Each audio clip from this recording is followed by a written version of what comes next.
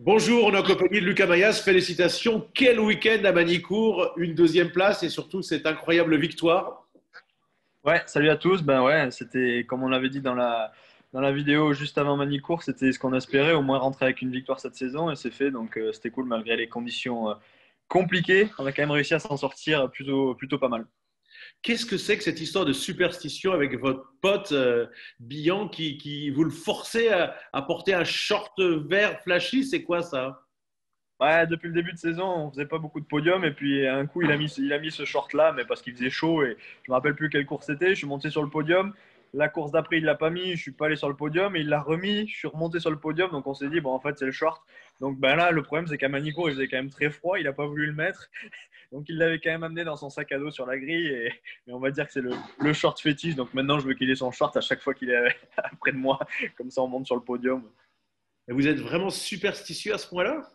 Non, pas du tout, mais quand la saison est compliquée, je m'accroche à tout ce qui traîne. Donc là, on va dire que le short, si ça pouvait m'aider, c'était bien.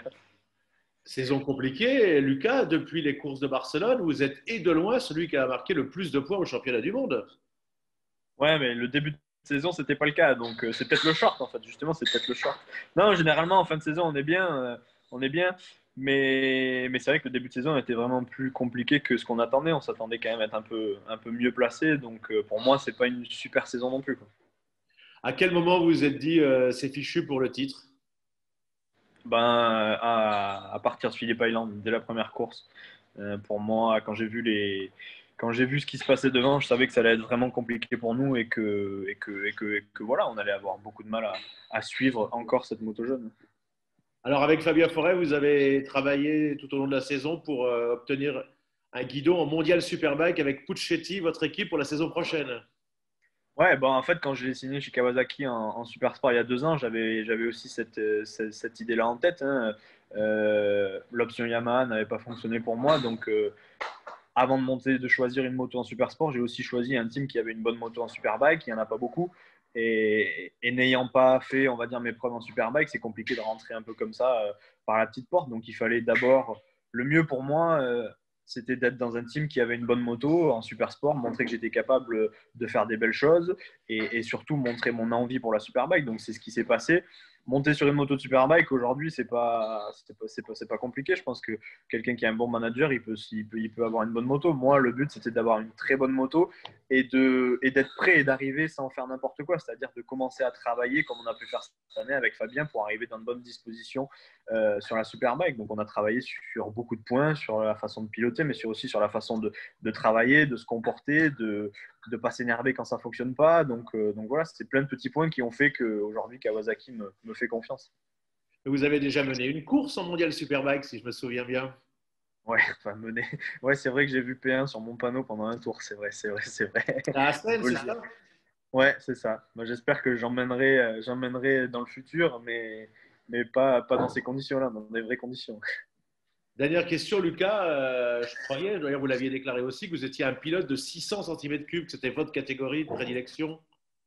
Ouais, bien sûr, c'est ce que je voulais faire, mais après avoir été champion du monde, c'était le rêve de ma vie et j'ai réussi à le concrétiser. Après, je me suis battu pour essayer d'avoir un second titre. Bon, ça a été compliqué, hein. Être champion du monde, ça se fait pas comme ça. Il y a pas que le pilotage, il y a aussi la partie matérielle, il y a plein de choses qui rentrent en compte. Ça l'a pas fait. J'ai été quand même 2 fois vice-champion du monde et je pense que j'ai fait un peu le tour de la 600. J'avais envie de faire quelque chose. Quand je disais que la 600 c'était ma catégorie de prédilection, oui, c'est quelque chose que je connaissais. Maintenant, aujourd'hui, j'ai envie de prendre des risques et d'aller d'évoluer, d'aller un petit peu voir autre chose.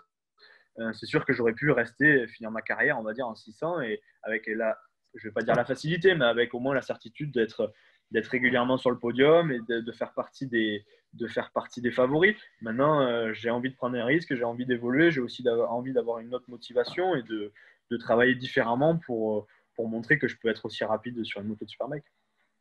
Et puis maintenant, il va y avoir Estoril, ça peut vous convenir? Ben, je connais pas la piste.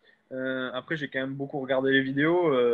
J'échange beaucoup avec Greg Black, qui est quand même mon pote avec qui je m'entraîne régulièrement. Donc lui, il m'a donné un petit peu ce que lui avait ressenti sur la piste là-bas. Donc je pense que c'est un circuit qui peut me convenir. Maintenant, c'est toujours difficile à dire avec la Kawasaki parce qu'il y a des pistes qui, sur le papier, sont censées nous convenir et nous conviennent pas. Et on a des pistes comme Barcelone, par exemple, qui était un circuit circuits très rapides où on aurait dû être en difficulté, où là c'était l'inverse et la moto fonctionnait correctement. Donc je sais pas, dans tous les cas pour moi ce sera un week-end bonus puisque la place de vice-champion du monde est déjà acquise et je vais surtout profiter des 2 dernières courses en 600 Super Sport pour vraiment prendre du plaisir et me régaler. C'est ce qu'on vous souhaite. Merci. Super, merci beaucoup. À bientôt.